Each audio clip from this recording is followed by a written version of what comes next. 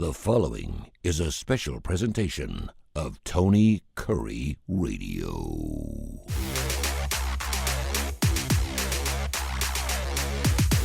Here we go. Welcome back to K4Wins. I am Tony Kurre. Right below me, Tip Keeper, my partner in crime when it comes to television, radio, and everything terrestrial. We got it going on right here.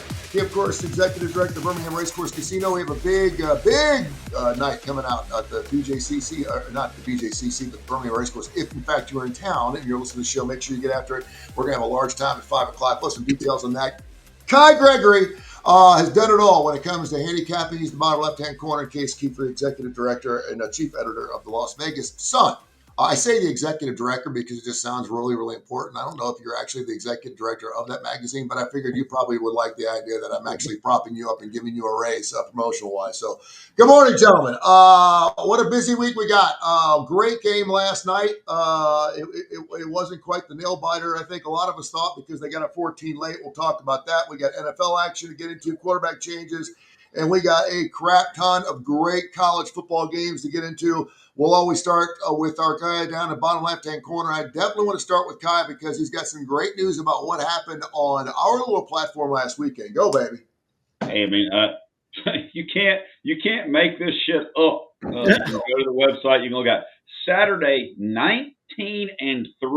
I was sitting there when I'm posting games. I'm like going, these are way too many games. I know Case plays every game on the board, but way too many games. For us to give out 22 games. We go 19-3, including our biggest play that we put out as a triple play. We've hit that 3 straight Saturdays. We put out a double play and hit that. The triple play was a team total with Tennessee in the first half. The double play was Florida State with a team total in the first half that went over in the first quarter versus that powerhouse Kent State. 28-9 last week. College football year to date, we are 42-11. That's not bad. 79%, I'm sorry, not quite 80%, 79%. Saturday, 19-3, 86%. Year-to-date, 804, 427, and 15. So I don't know what people are waiting on. Get on board. Yeah, we'll try to get by that 80% this week. Sorry about that, Kai. We need to. Yeah, came up about two-thirds of a point short. I'm pretty sure it was my picks, like the Utah play that some people on here said they didn't like. Last week, I'm pretty sure that is what kept us from 80%. So I apologize. That is no problem, my friend. We'll hold you against it this coming weekend. I'm sure they'll bounce back. Let's go to Case. Let's talk about what games the public is all over. And I realize that a lot of public money doesn't come into the last minute, but I'm just looking at one, first of all, Notre Dame, Arkansas. I would just assume that everyone in the world is on Notre Dame. Let's start there. The Fighting Irish, 1-2 on the season, going to Pitman land and only giving up 5.5. Where is the public money on the college football board? Yeah, I mean, you said it. I know it's boring, but I think most of it's not going to come for a few days. And I think on that game specifically, it just seems like it's been an avalanche of Arkansas money here early. The first number I saw was 7.5. I've talked about this a few times on the show, but when I'm betting the openers, I only really fire if there's something I love. On that was one of the ones where I put Arkansas plus 7.5 ? Just because numbers wise I couldn't get that high. By the time I circled back to it, it was 6, and I was like, I thought it was going to keep going because I was pretty surprised. The way I do things, if you look at any data, any analytics, it's going to scream that Arkansas is the play here. I even wrote about this today in the Sun, and it's one of the big games I broke down. If you want to check it out, LasVegasSun.com. But I said this is like the ultimate numbers versus intuition game to me, because intuitively I feel like Notre Dame, I guess I'm with the public. I feel like Notre Dame just has a higher caliber roster. They should win, but numbers wise there's just no way you could get the line this high. So I did end up firing a little bit on Arkansas plus 6. What pushed me over the top when I was trying to decide if I wanted to take is, number one, I knew it was going to go down. It just seemed like there was so much interest in Arkansas. But Notre Dame's pretty beaten up too. I think they've got two guys in their starting secondary, including forget the cornerback who's going to be an NFL draft, possible first round NFL draft picks hurt. It looks like Arkansas is a little bit fresher, and I just feel like even if Notre Dame goes up big, I mean this Arkansas offense has been even better than I expected, and I had pretty high expectations. I feel like they're always going to have the backdoor possibility. So yeah, I wouldn't be surprised if you're right, and by the time we get to Saturday that Notre Dame's taken some money. But yeah, right now it's been all Arkansas. I mean, the other big games, I think I'm probably not shocking anyone by saying I think Georgia and Oregon are both going to be public sides. Mhm. I've already heard a bunch of people express shock that how's Georgia only a field goal favorite. Another one where I think the numbers tell a different story than just what you think off the top of your head. So I think Georgia will get a lot of interest, and then everyone hates Penn State every year. I kind of agree this line seems a little bit high, but I think Oregon will be a really popular underdog by Saturday. Kip, you nailed it a couple weeks ago at this Georgia-Alabama game. And, of course, if you're Bama fans, we can't believe the line is even 3. Now, of course, the public's looking at going, I can't believe Georgia's only given up 3. What's your thoughts? Well, I mean, again, I maybe, and you guys can, and I always have to choose my words carefully here, but you guys know that by we doing this show every week, how much emphasis I put on where the games are being played, and I think a lot of times we don't put enough emphasis on that. Alabama, as far as what they've done on the field, I don't think it justifies them being this tight of a dog in this game. Georgia has won 33 games in a row at home. They have not lost since 2018. Kirby Smart has not had Alabama in Sanford Stadium in his tenure. The last time he was hit there, he was the defensive coordinator against Alabama, or in an Alabama-Georgia game. He was defensive coordinator for Alabama in the infamous blackout game where Alabama beat Georgia upside down and sideways, but this is a different era. Kalen DeBoer's teams have not performed well on the road. I look at this line, and Georgia only being a field goal at home to me is surprising. I don't know what that's based on. Alabama's potential. They got clobbered at Tallahassee. They come home and beat Louisiana Monroe 73-0, and just a joke of a game. And then Wisconsin, that big win that a lot of Alabama fans really seem to be buoyed by. A quality Big Ten team. They go home last week and lose to Maryland in Camp Randall, which completely took the stock away from the Alabama win over Wisconsin. So I don't understand the line. I think Georgia has a huge edge in this game, and I think Georgia has with their coach being the source of it, has a huge chip on their shoulder, because Kirby Smart is throwing up every morning in his bathroom at 4:00 before he starts working on the game plan of this Alabama owns Georgia BS. Kai, please tell me. Please, you got something you want to say? Go.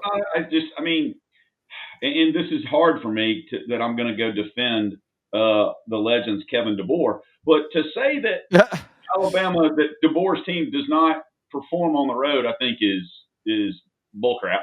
You got 1 year last year that didn't perform well, but every other year, I mean, the guy's record's 90% winning, so clearly he's won on the road. Not at Alabama. On the road, it's just 1 year at Alabama they didn't perform great on the road. Go ahead. I know this is really hard for people. I think part of the reason why I at 3 I wouldn't bet it. At 3.5, I think it's a bet on Alabama.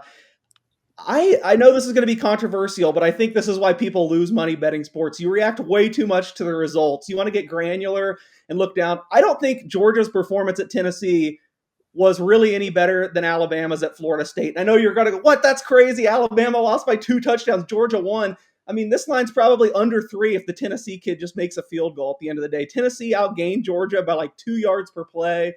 I did not think that was a good performance from Georgia. Offensively, they looked good. Defensively, there were some real holes. And yeah, I mean, Alabama beat up on some poor teams in Wisconsin and UL Monroe, but Georgia played some really crappy teams too and didn't perform near as well. So I just think, and I get it. The home. I think Kip nailed my biggest concern is being at home. I mean, it's obviously a tough place to win. No one's won there in 7 years. 7 years. Yeah. But I just, if you get down into the data, it says these teams are a lot closer than I think public perception, and it's all because of one missed field goal. I feel like this game, everyone would be say it's a total toss up if the Tennessee kid just didn't shake a field goal at the end of the game. That's a pretty wild swing. Well, let me ask you guys You're this really question. hurting my heart. Stop talking about the Tennessee kid missing the damn field goal.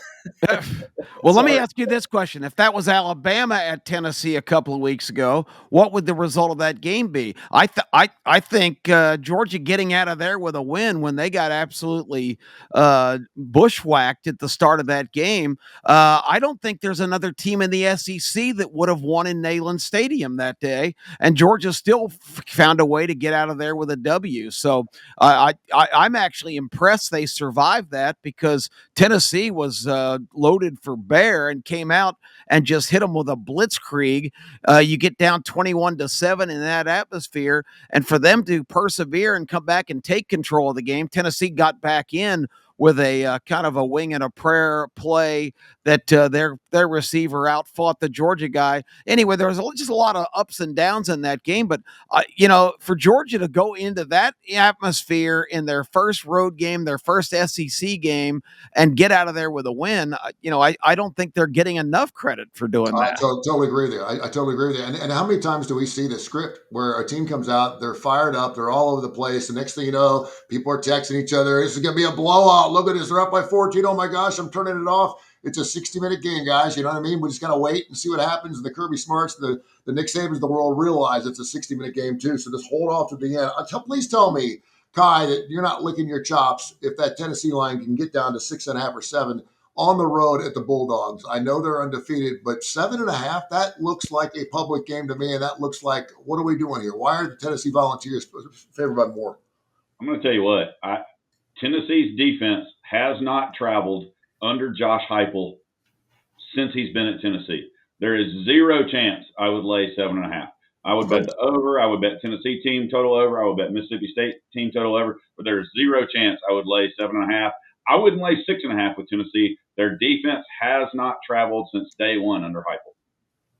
This is one I didn't hesitate with. I love it open. I loved Mississippi State plus 9.5. I fired right away. I made it right about 7. Now, granted, I've been pretty anti-Tennessee this year, although I did bet them in the Georgia game and it worked out. And I've been super high on Mississippi State. I think I've bet them every single week. I don't know. I mean, I know they were terrible last year, but they had a lot in place to kind of transcend this year. And you haven't seen any evidence that they haven't. I think them being more than a touchdown underdog at home, I think there's a good chance you get that 6.5. I at least think this closes 7. I don't think anyone that's looking a little bit closer can say that as well as Mississippi State had played, they should be more than a touchdown dog at home, in my opinion. You guys mentioned Oregon, Penn State. It's 3.5. Finally, we're going to find out who's the best between these two. Throw out Ohio State because everyone keeps talking to them. Play anybody, but it's still the best team in the Big Ten. But I'll start with my Big Ten extraordinaire, Kip Kiefer. This across the land, man. You know I'm always going to start with you because I know how much you love the Big Ten. This game is going to be a lot of fun, regardless of whether you hate the Big Ten or not. It should be a lot of fun to watch. I guess. Let's see Penn State play somebody other than a junior varsity team. Because their opening 3 games are just ridiculous. For them to be the number 2 team in the country, what is that based on? Just the opinion that they've got a really good team coming back, or that that they hired a $4 million defensive coordinator from their biggest rival. The whole rankings thing to me is ridiculous. When your murderer's row string of victories are the 3 teams that they've beaten, good grief. I didn't know Villanova even fielded a football team. I was waiting for Ed Pinckney to run out on the field and upset Georgetown. That's just so ridiculous that they played that schedule so far of Nevada, Florida International, and Villanova, and are ranked the number 2 teams. It just makes the rankings a joke. And maybe Penn State's going to turn out to be this awesome. We'll find out. But for all we'll find out this weekend. We'll find out this weekend. I guess so. But then again, what do we really know about Oregon right now? Except they're a scoring machine. They haven't exactly played a fantastic schedule either. Case has nominated Stanford for the worst team in the Power 4. I think the Oklahoma State Cowboys are right in that discussion. Wow. Case, I got to ask you this. How in the hell does Mike Gundy keep his job? I guess, yeah. He's gone after this year for sure. I know. I'm not really in the know and all this stuff, but I do know when Pry and Foster got fired, last week? Yeah, there was some surprise from the college football establishment that they did it before this what is it? You can still redshirt after 5 weeks now. Mhm. So I think there's some talk that a smart program wouldn't want to fire their coach until I think after this week. So maybe that's I saving see. some of these guys like Gundy. Again, I'm speaking out of my butt here. I don't really know all the ins and outs, but I do know they were saying that it was kind of disadvantageous to not just wait a week to fire those guys. So maybe Oklahoma State's just being a little smarter. And I think his papers are coming soon, though. If he's gonna buy out at all, they're screwed. I mean, I don't know what his buyout is, but he's been there forever. And again, he's got pictures of somebody because he has been there. As long as he throws in a 9-win season every couple of seasons, he's good to go. But this year, they are horrible. They have no money. I do know that. Me and Kip talked about this when he was here. Since T. Boone Pickens died, I mean, they have just had no money in the athletic program, so that probably is part of it. Not really wanting to scrounge up the money for the buyout. I happen to know somebody that goes to school there and plays defensive back, and that is absolutely true because his NIL deal that he has is kind of horrible. He got a raise to go there, went there instead of Arkansas, and he's leaving after this year. So there may be something to what you're saying because I know how many games they're into the season, and good Lord, they're a 20.5 point favorite or 20.5 point dog at home against a horrible Baylor team. That's weekend. unbelievable. Yeah. Guys, I'm also interested in this game. As great a coach as Dan Lanning is, as impressive as Oregon's been last year, and Case probably has the numbers, Oregon going west to east did not travel very well. They almost lost. I mean, came ridiculously close last year to losing to horrid Wisconsin on the road. So I'm a little concerned about that from an Oregon standpoint. Penn State may look really good in this game, and it really might not prove all that much. I think it's going to be a defensive game, personally. Even looking at a lower total. Is it a whiteout? I don't really remember. Yeah, Probably it's a whiteout. I mean, the under 52.5 because most of the whiteouts, their defense plays really well. And Oregon really has not put up points on anybody that matters yet. Now, don't get me wrong. I think they're a very good offensive team. Their defense has played okay, so I could definitely see under 52.5. And it actually opened at 53.5 and it's dropped a point already. Surprising good game this weekend. LSU Ole Miss, Case. Pair of 4-0 teams. The line's about 2.5, which I think a lot of people thought it was going to probably be. What you got? I've got nothing on this game. It seemed like Kai and Kip reacted, so maybe they have more to put in. It's tough for me. I mean, I don't think we're going to know. Lane Kiffin always plays things close to the vest. Is he sticking with Chambliss or is he going back to Austin Simmons? To me, it'd be a no-brainer. I think that Trinidad Chambliss just adds a new dimension. He might be a little bit more combustible, I guess, that, when he runs into a real defense, maybe he turns into a pumpkin, but to me, it kind of comes down to handicapping who's going to play quarterback. And if it's Chambliss, I think I would lean Ole Miss here. It seems like their defense is getting better. LSU obviously not that impressive. This is just a really tough game for me to figure out. I'm much more excited for Oregon, Penn State. Kind of weird for me. It's kind of worked as a natural hedge because I have so many futures on Penn State to do everything, and against Oregon on doing nothing. I was down on Oregon going in this year, despite how much I like Dan Lanning. But I just think it's hard not to be impressed with what the Ducks have done so far. I know, this is going to be a fundamental disagreement between us every year. One of the most predictive things in college football over a long, long span is how you treat these games that don't matter and these teams that are overmatched and what you do against them. And Oregon's numbers, I mean, they are just, they haven't really played anyone, but Montana State's like one of the best teams in the FCS. They were up 28-0 in like 5 minutes. I mean, they're just absolutely smashing everyone. They lost a bunch of skill players. I think they only had 4 returning starters, but I don't know where they get these young kids, but they have these freshmen that just look like the Jacorian Moore kid, the receiver. You're going to be hearing a lot about him. He's absolutely unbelievable. I think their second running back's a freshman or a sophomore. I think his name starts with a D, Hill something. I've just been really impressed with Oregon, and a few years ago, I would have stuck to my priors for sure and been on Penn State here. But college football, things just turn over so fast now. The rosters are so different that I've started more aggressively moving based on what I've seen in the season. And based on what I've seen in the season, I would have a hard time getting Penn State to a 3-point favorite. More than a 3-point favorite here. So I fired on Oregon at open. I'm kind of hating it.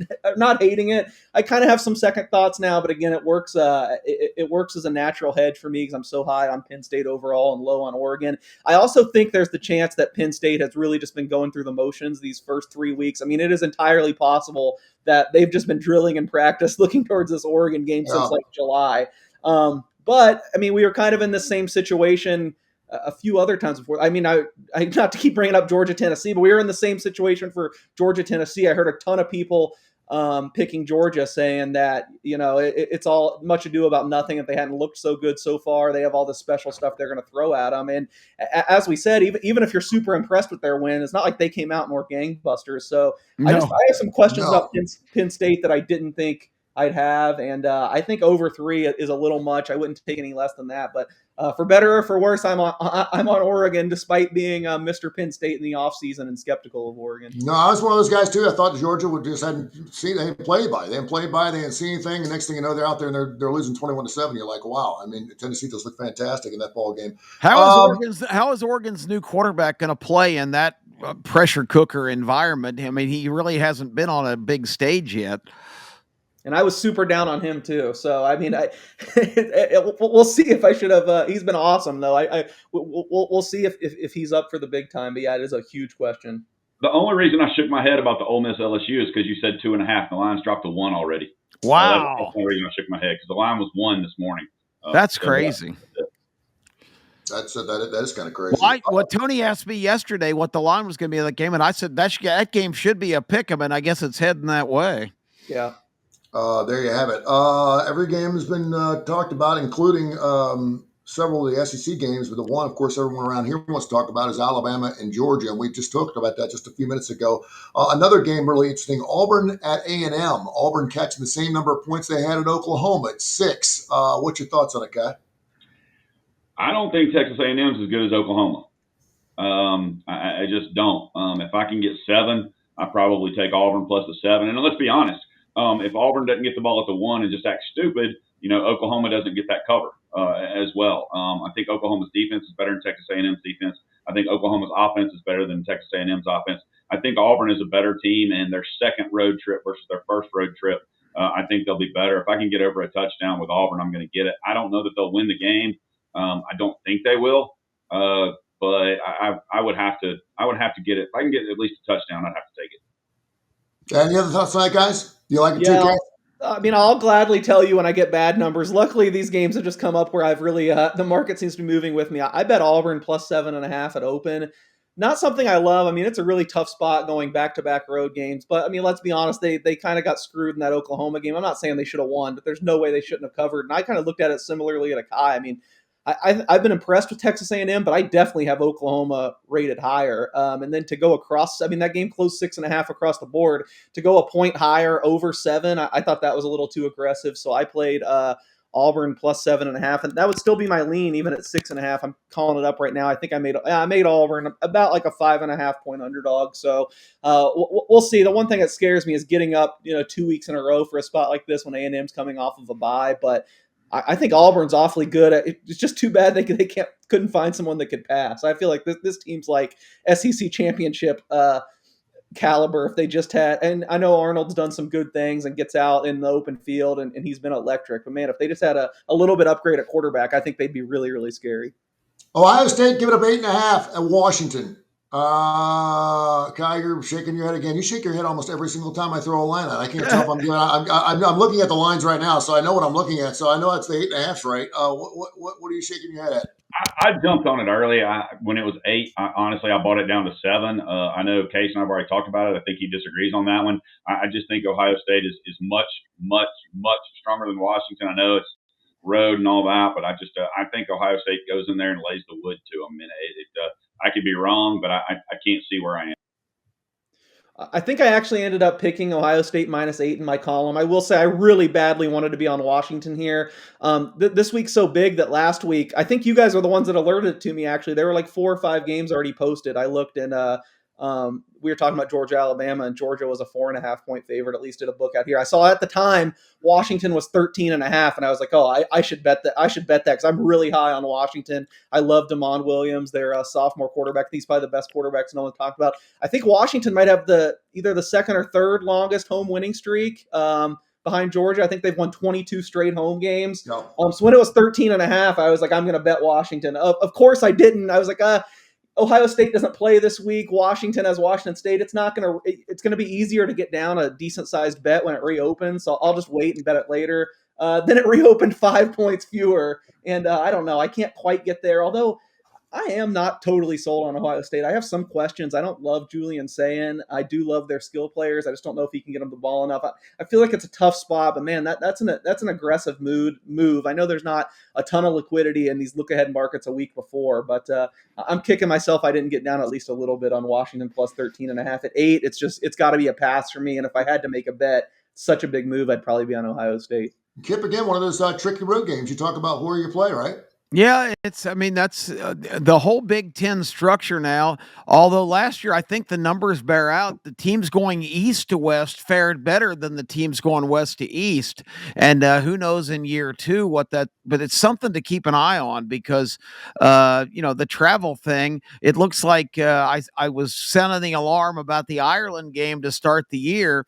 Kansas State looks like they're falling into the Florida State trap of not being able to recover from that ridiculous 1 week jaunt over across the pond. This is, of course, not that extreme going from just 2 time zones, but it's still something to keep an eye on. And I think the line on this game is going to continue to react to Ohio State because if people are like me, I don't think I've seen one play of Washington football this year. I don't even really know. Usually I'm very adept at who teams have played. I really don't even know the Washington schedule so far. But I do know that Fish, the coach that came to replace DeBoer from Arizona, was doing miraculous things. And I think I said a couple weeks ago here, I gauge how a coach is in terms of his performance on how his team plays after they depart. And Arizona looks like in the post-Fish administration is not only not making progress, they're stepping back to where they were before he kind of resurrected them. So that might be an indication that this guy really knows his stuff. And I know Case is high on him. Washington may be an up-and-coming power, and this might be a really interesting game. Case, I don't know if there's any bet you can make on this. I always feel like there's some type of stuff out there, and I know you have. Obviously, you can't bet on all the things like coin tosses and crap like that the public always talks about. But is there anything going on with Clemson as far as betting against them, betting on Dabo not having a job at the end of the season? Will he become the Alabama's next head coach? I threw that question out to Kip Keeper because 6-7 years ago, Alabama fans probably said, "Yeah, we'll take Dabo." Right now, I'm not so sure. And the guy's won 2 national titles. According to his list of shit that he just told us, they've won the Division 8 of the last 10 years. They've gone to the playoffs 7 of 10 years. And I mean, they're just valuing over there. And listen, I got a son goes to school there, and he said it's demoralizing. He said people don't want to go to school over there. It's just unbelievable how disappointed they are. But listen, when you win national titles, you're not expected to go 1-3. Something's got to pay, and I don't know what Clemson does at this point. What are you hearing? Yeah, you can't bet anything like that in Vegas, but if you do want to search the offshores, things like BetOnline, I think does a lot of these. I just actually searched Dabo in my email because I get 8 million of these press releases, and some things did pop up. So Sports Betting AG, I would say be careful with these. Like, I don't like when people cite these on shows like, oh, look, Billy Napier is the favorite to be the next coach fired at plus 150. Gundy's 3-1. The thing is, you can only get like $200 down on these bets, so I don't really consider it like a true market. It's mostly for marketing purposes, and shout out to them. It does a great job with marketing. The only Dabo press release I've gotten with it, there is a market on Clemson's next head coach that Sports Betting has posted.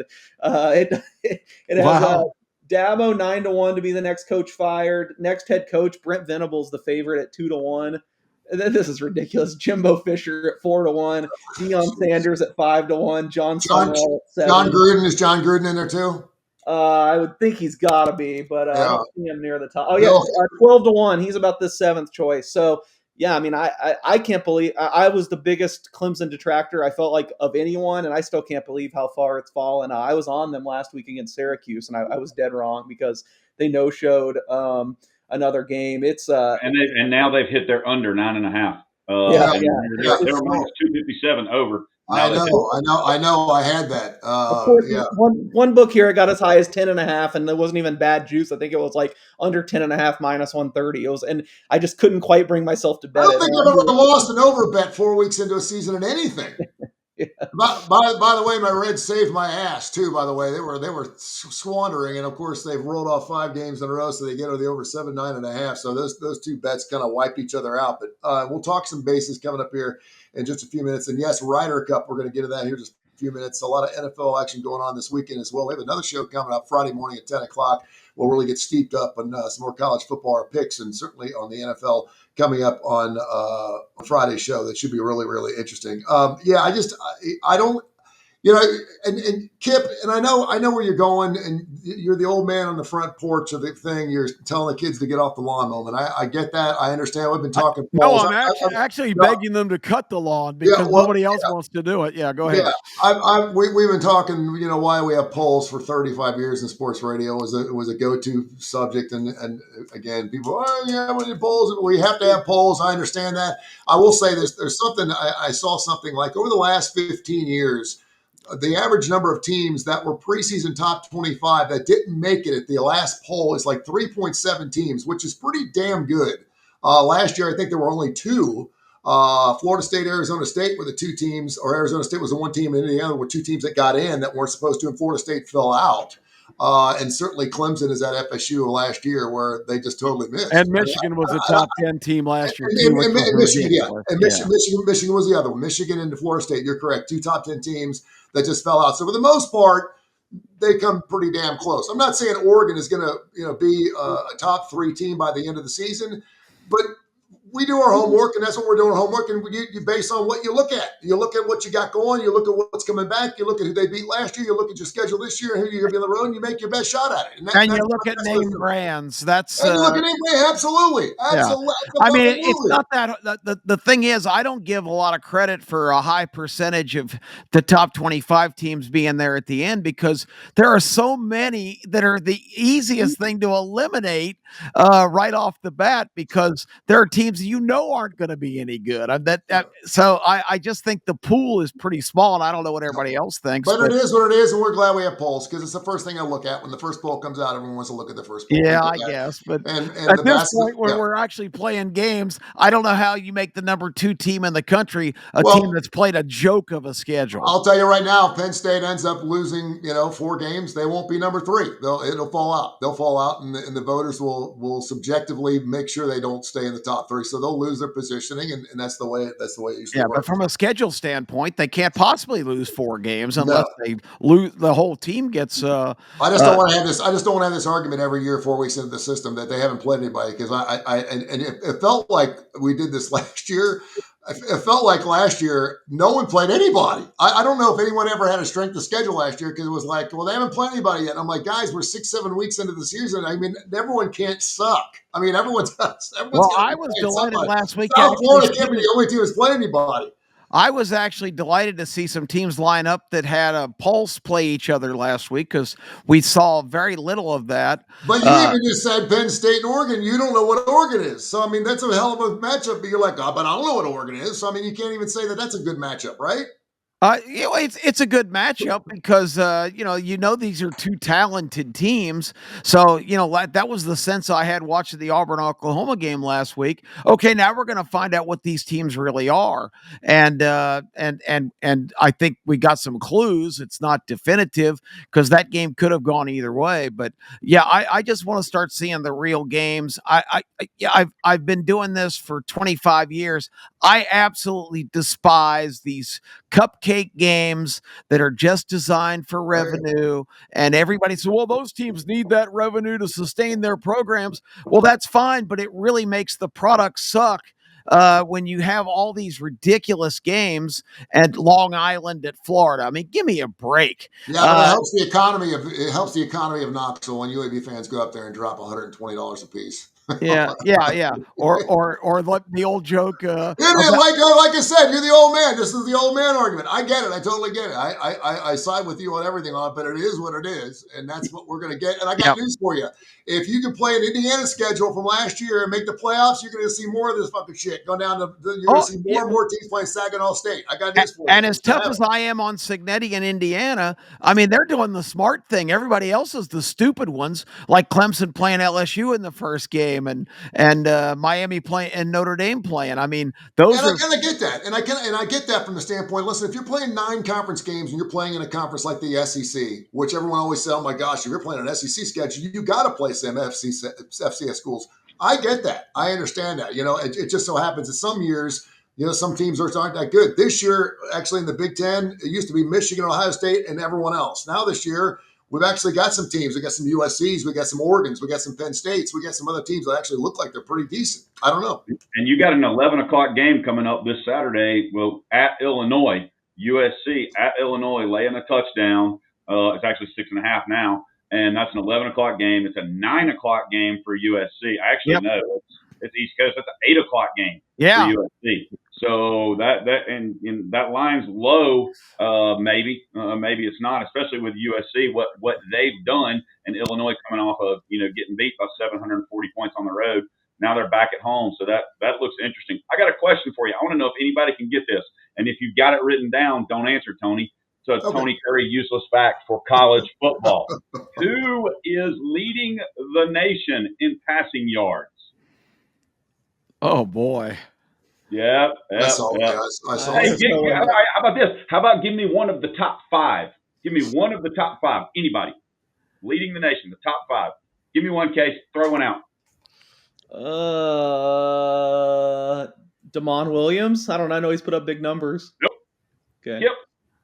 Oh gosh. I don't even have a guess. Who's Anthony Calandria? No, they had a bye. But quit guessing. You lost your guess. Oh. Tony? I'm not looking. I think the Duke quarterback, only because I watched that game this past weekend and I had NC State. I thought the wrong team was favored there, but I think the Mensa kid's in there somewhere. Number 3, 1,305 yards. Good really? job. Wow. Anybody? I know this too. Can I throw out the one I know? Jalen Kitten. I know this. Yeah. UAB's their quarterback's throwing the ball all over the place, but they're getting killed. He's number 5 at 1,256 yards. Yeah, that's all right. Yep. Give me who has the number 1 offense in the country. The number 1 offense, not scoring, just yards per game. I know who leads most offensive metrics. Can I answer, or am I still shunned? USC. You get a chance to go 1 for 3 here. USC. No, Florida State at 628.7 yards. Total yards. Yeah. USC third at 583. Well, total yards means nothing to me. Anything efficiency or play adjusted is going to be USC. And Florida State's last 2 games leads us with 1,320 yards from Baylor. Syracuse quarterback second. Duke third. Eastern Carolina's fourth. But to tell you how much passing yards don't matter, again, Kitna is fifth with 1,256. Yeah, that makes Florida State has the number 1 offense. Indiana second. USC third. Texas Tech fourth. Virginia 5. The reason I bring it up, 1 and 5 there play Friday night. Florida State at Virginia. Yep. Florida State has suppressed East Texas A&M, which only has 12,000 students. I have no idea. They're in Commerce, Texas, and of course they beat mighty Kent State last week. So I'm sorry. But we made money on Alabama. We made money on it though, Skip. See, there's a reason why we have these games. That was a triple play. We made money on that game. So let's not give old Nick Saban's old team Kent State some credit here. For being something for us. We needed them, is what we needed. Okay, well, I'm proud of their effort then. Hey, listen, I want to jump in because I know Kai brought this up before the show, and he's like, we got to talk Ryder Cup, and I'm all about it too. Let's jump around a little bit. Let's get into some Ryder Cup action. We'll hit some NFL on the other side, and then baseball towards the end. We want to tell people, because we know people can't listen to the entire show. We got to tell you where we're going, so we're making sure that when you're clicking around, you get our picks and everything else. But let's go with some Ryder Cup. Case, give me the board on Ryder Cup. I know a lot of people, we got more golfers down here. People down here absolutely love that stuff, and a lot of money to be made for sure. And you have been just absolutely on fire the last 2 or 3 years I've known you when it comes to golf. Yeah, I'd say golf had kind of been my bread and butter betting Wow. wise. I will say full disclosure, I haven't had a really good. I think dating back to the summer, I've definitely cooled off. Golf has not gone well. Luckily, when I was talking about it a lot on you guys' other show, the starting lineup, I was red hot to start the year. I was just Man. crushing everything.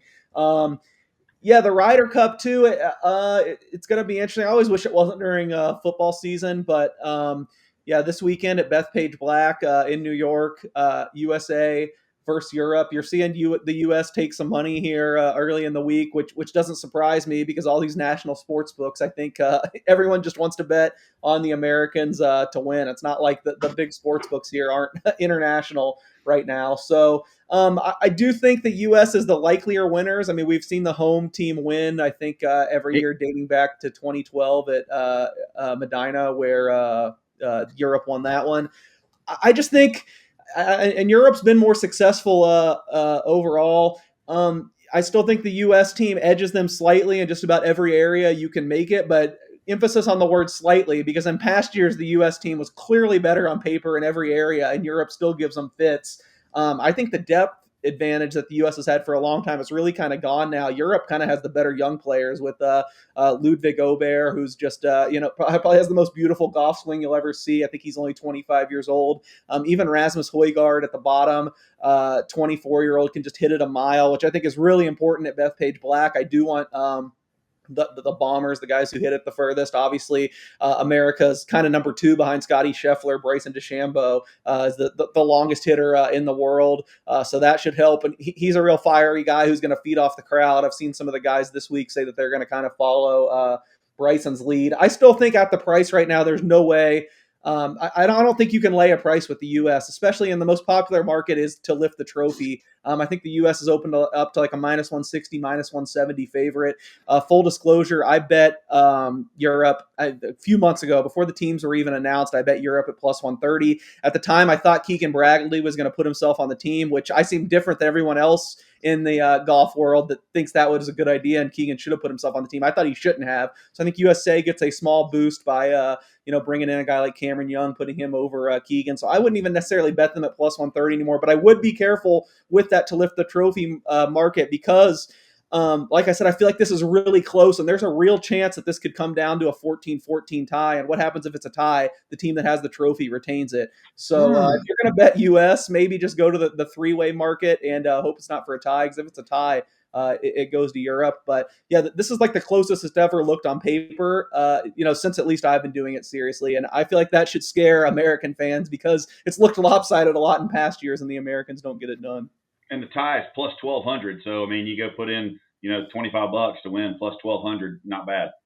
That's pretty good. It could be 14-14. I'm sitting here looking at some of the numbers right now too. What am I seeing? The U.S. minus 150. What are some of the lines for teams right now?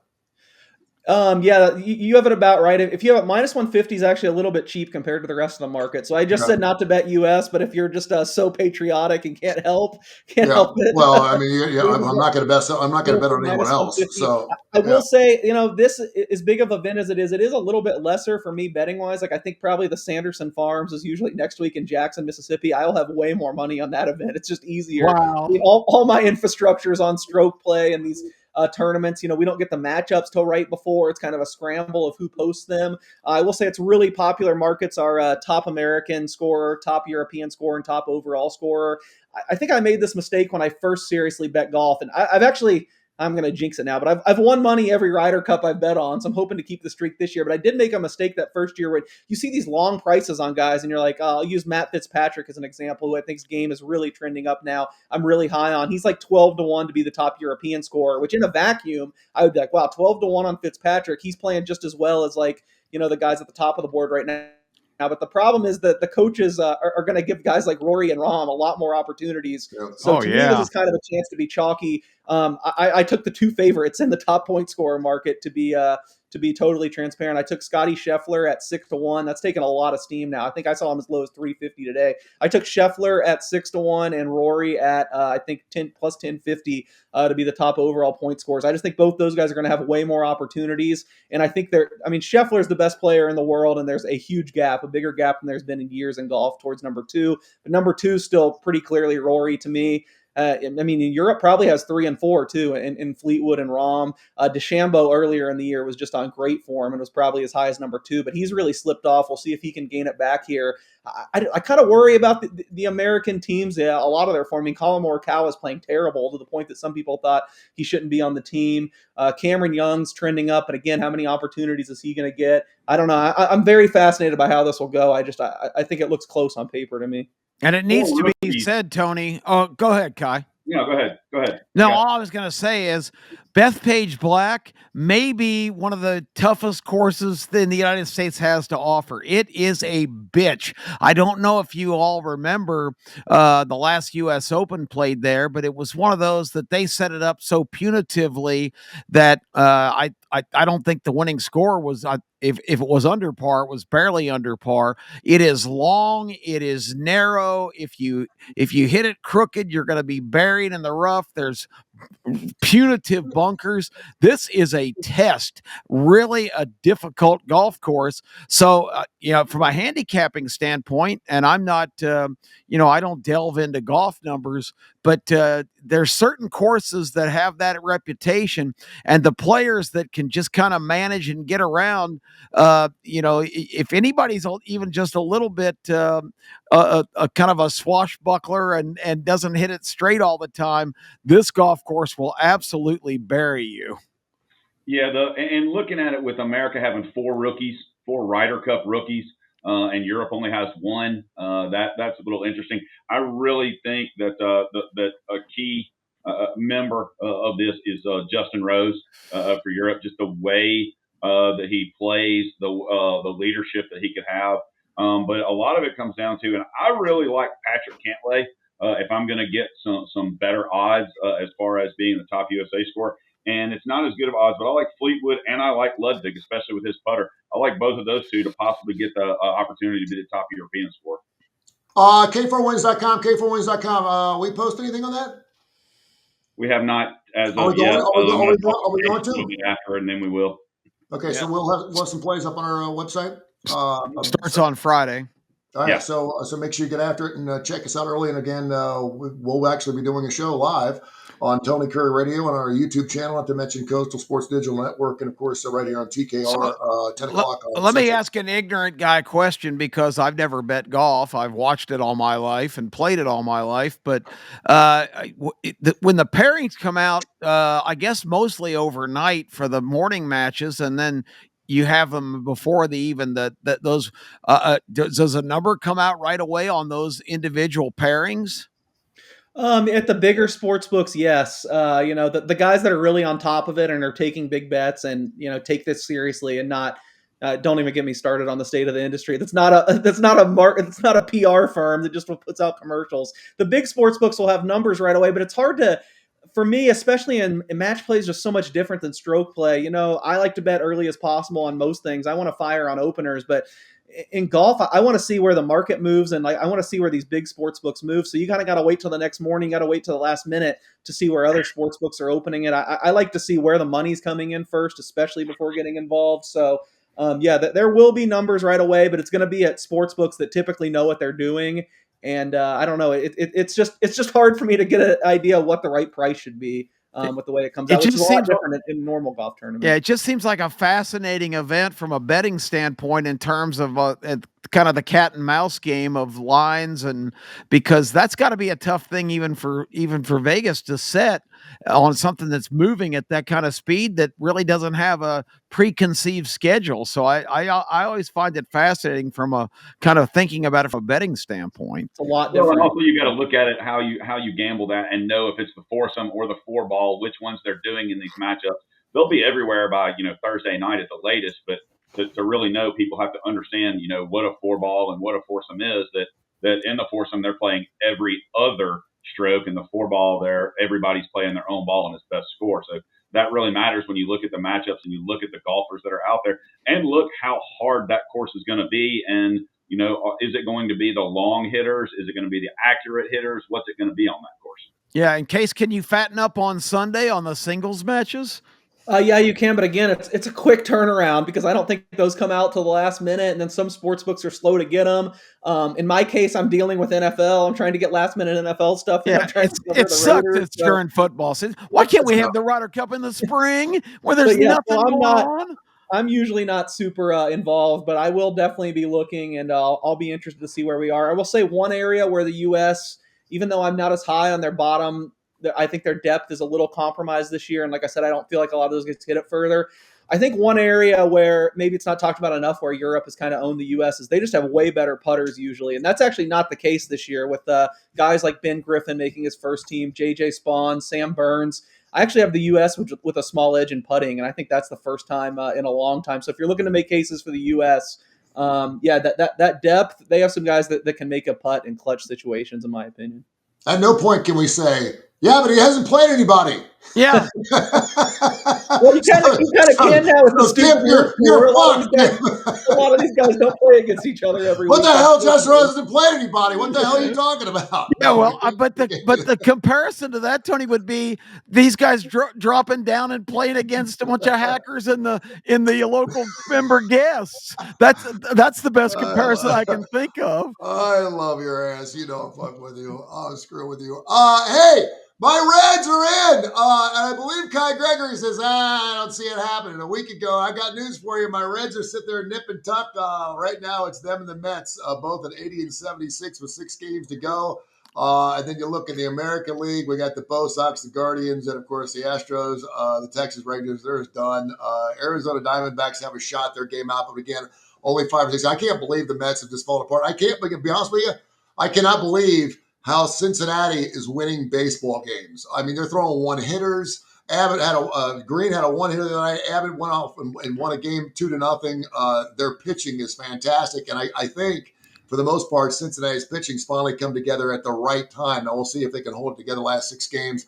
I like their Pittsburgh and Milwaukee matchups. But Kai, what you seen in Major League Baseball? I actually got something to look forward to in the next couple of days.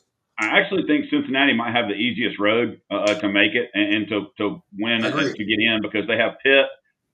We don't even have to say anything about that. They're at Milwaukee their last 3 games. Who knows what Milwaukee's really going to be trying to do? The Mets are at the Cubs and at Miami.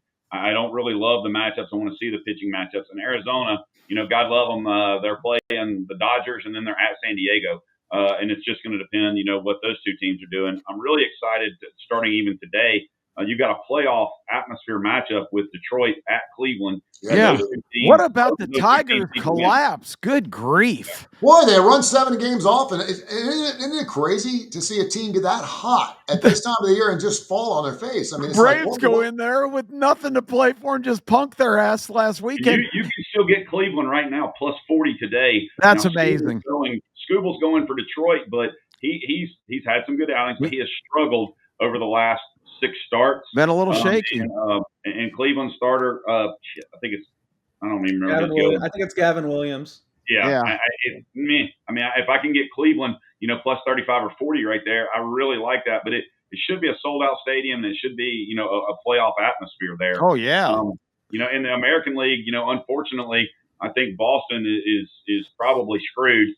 They should be in, and I know they're like 80%, but they're at Toronto, and then they play Detroit at home for 3 games.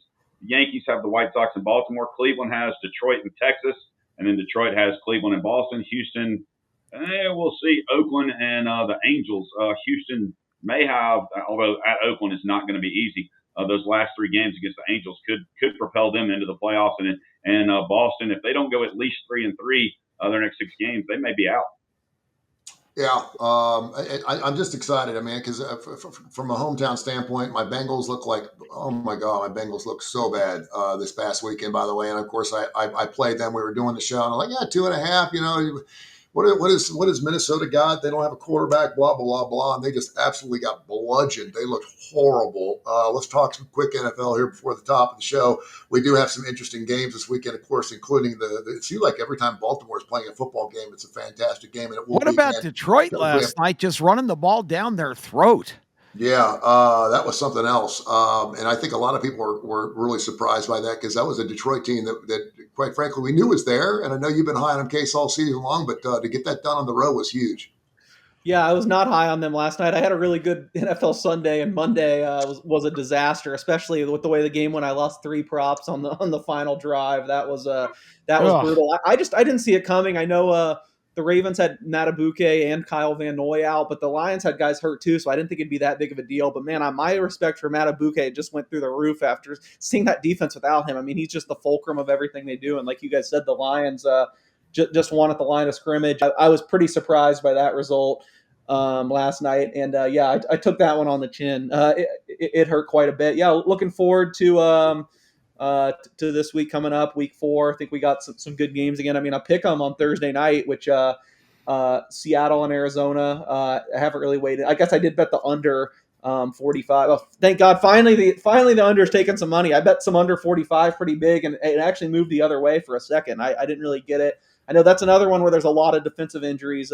Arizona's secondary is depleted. Seattle has some guys out too, so maybe I'm setting myself up for failure. But 43.5 now, I still kind of feel like that's maybe an under game. We get the return of the early morning European game, Minnesota and Pittsburgh.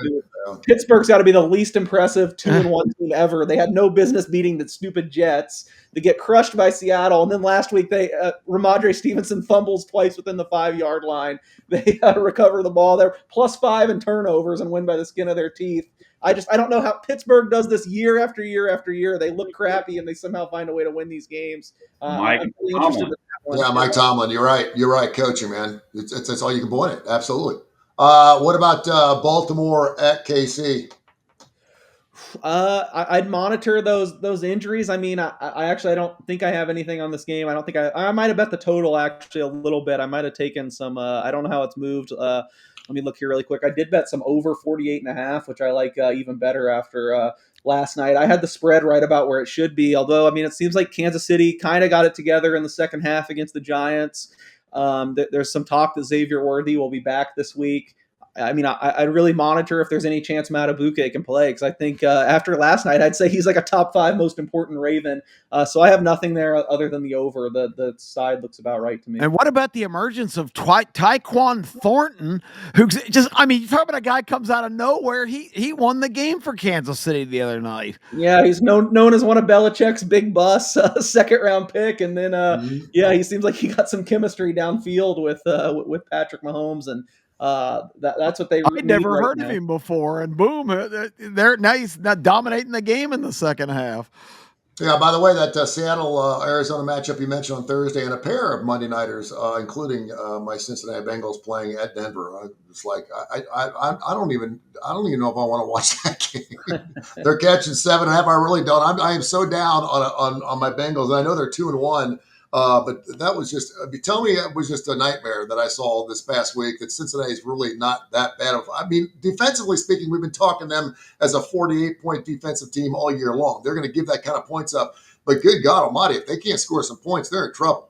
Yeah, I mean, that wasn't even the defense. It was Isaiah Rodgers that what? Oh, my God. What the hell? Dude. Turnovers. Historical great game. Yeah. I mean, there's no way that they're that bad. I'm not rushing. I don't have any. I didn't bet the side in that game. I would not be rushing for them to go take on this Denver defense. But man, Denver's offense, it looks like Bo Nix has regressed. They haven't been great. That being said, they had that game wrapped up and let Justin Herbert complete the 4th and 10 and the crazy pass to win the game. Yeah, this isn't a spot at elevation. I'd be looking to back the Bengals, but I don't want to lay that big of a number with the Broncos either. I think the Bengals will bounce back at some point. They can't be that bad. I don't know if it's this week. And by the way, and we love the red zone. Everyone talks about the red zone. I can't tell you, when Hanson comes on, when what does he say? When winners turn to losers or losers turn to winners, or whatever, the witching hour. Yeah, it is so flipping true. It's amazing how good you can be feeling, like at around, I don't know, 242, 243, 244, and then feel like total shit like 5 minutes till 3. I mean, it happens every weekend. I'm feeling, and there were a couple of backdoor jobbers, even the Kansas City game, there's a couple of backdoor jobbers, like picked up fumbles and running in for touchdowns with no times left on the clock. Block kicks. You gotta be, block kicks. You gotta be, and I mean, geez, oh my God. I'm like, dude, I mean, it gives me a heart attack. It really is. I mean, every single week I'm like, I want to watch but it just pours your heart out, and it seems like more times than not you're on the wrong end of that. It's just an amazing game to watch. It really is. Yeah, it was an especially wild week last week. I mean, we had the Eagles backdoor cover with Jordan Davis running in the touchdown, and then right before that, I what thought the hell? craziest play ever was the Buccaneers Jets. I mean, I think the Buccaneers were up 27-6 or 23-6, whatever, with 13 minutes to play, and they lose. The Jets come back, and I mean, and if you feel like the Jets, I mean, just from a winning standpoint, you're feeling pretty good. Then you're losing cash on top of it. Shit, I mean, it's like, oh my god.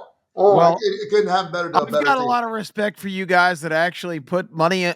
You know, I follow this. I always have an opinion, but that's why I don't actually. And it's not because I'm tight or anything, but it's just too nerve-wracking and too just emotionally distressing. I just can't imagine having a lot of action on these games and watching the twists and turns. Now, of course, somebody on the other side is going, you know, I knew it all along. This was a lock, but it's just an amazing phenomenon to watch the NFL, and that's why, you know, 81 of the top 100 programs last year were NFL games on the TV ratings. It's just a product like no other. I can't tell you how many times I've gone into a Sunday. You know, it's like putting a front nine together with a back nine. You play a lights out front nine, your back nine just goes to hell. And if I have a great Saturday, I usually have a crappy Sunday. If I have a great Sunday, I usually have just trying to put two on. And I have bad both Saturdays and Sundays more so than I have great ones. But I can't tell you how many times I feel like I'm going to dig myself out of this huge hole at 2:42 on Sunday afternoon, and all of a sudden I'm calling my banker at 3:15, going, "Okay, now do I need to double up or just call it a night?" Because the games have switched on a dime like that. Hey, real quick, Tony, and that is why, you know, for our subscribers, Sunday, we even said after the 19-3 Saturday, everybody wanted action, so we put some plays out Sunday, obviously. But we also said go very lightly. You are up, collect from your man. Don't try to push it hard, which everybody does. I do the same thing. I'm very guilty of it. Get way down, try to pump, come back. Give me a play, boys. I want to double down on something. That's right. And so, but with that saying, Kip, make sure you got those free spins and free rolls coming out tonight. If I'm coming all the way out to the Birmingham Racecourse, we got it. Some free plays, baby. We got it. I watched my dad my entire life as a kid, and it tainted me forever. Monday Night Football, he go, okay, double up or catch up. We got 5,000 on Green Bay. And a 12-year-old shouldn't have to shoulder that kind of pressure of wondering if we're going to eat this week because Green Bay's got to cover a 3.5-point spread. All right, guys, we're back at it Friday morning right around 10 o'clock Central. As always, great job, and thank you so much for being part of the Digital Sports Network here with Coastal, and, of course, 1029thegame.com. Tony Kurre Radio, we're doing really well there as well, and I can't wait to get some more games and continue our 80% clip going into this weekend. It's going to be a fun week. Thank you, guys. Appreciate you, man.